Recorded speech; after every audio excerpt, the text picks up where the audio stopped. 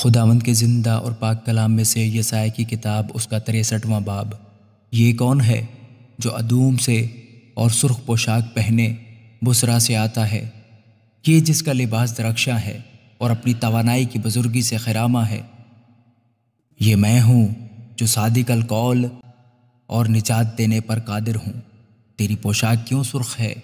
تیرا لباس کیوں اس شخص کی مانند ہے جو انگور حوض میں رونتا ہے؟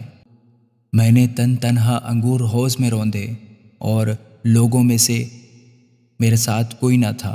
ہاں، میں نے ان کو اپنے قہر میں لتاڑا اور اپنے جوش میں ان کو روندا، اور ان کا خون میرے لباس پر چھڑکا گیا، اور میں نے اپنے سب کپڑوں کو آلودہ کیا، کیونکہ انتقام کا دن میرے دل میں ہے اور میرے خریدے ہوئے لوگوں کا سال آ پہنچا ہے۔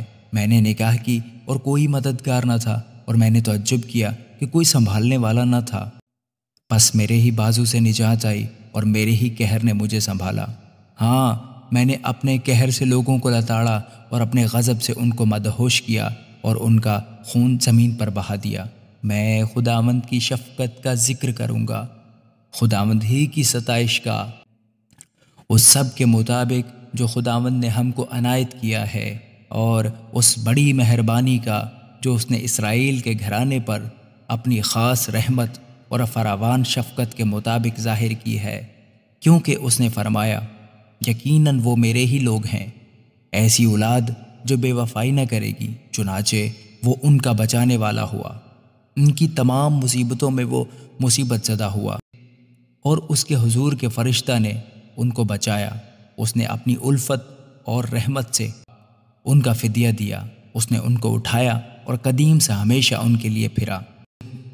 لیکن وہ باغی ہوئے اور انہوں نے اس کی روح قدس کو غمگین کیا، اس لیے وہ ان کا دشمن ہو گیا اور ان سے لڑا۔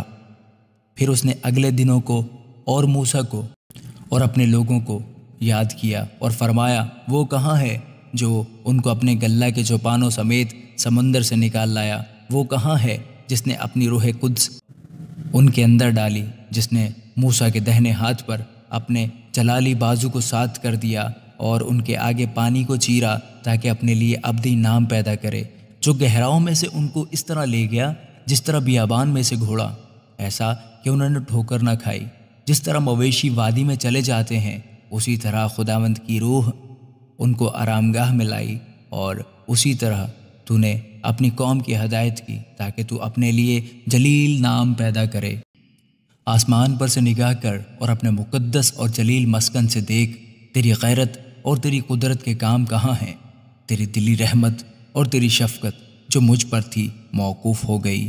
یقیناً تو ہمارا باپ ہے، اگرچہ ابراہیم ہم سے ناواقف ہو اور اسرائیل ہم کو نہ پہچانے۔ تو اے خداوند ہمارا باپ اور ہمارا فدیہ دینے والا ہے، تیرا نام ازل سے یہی ہے۔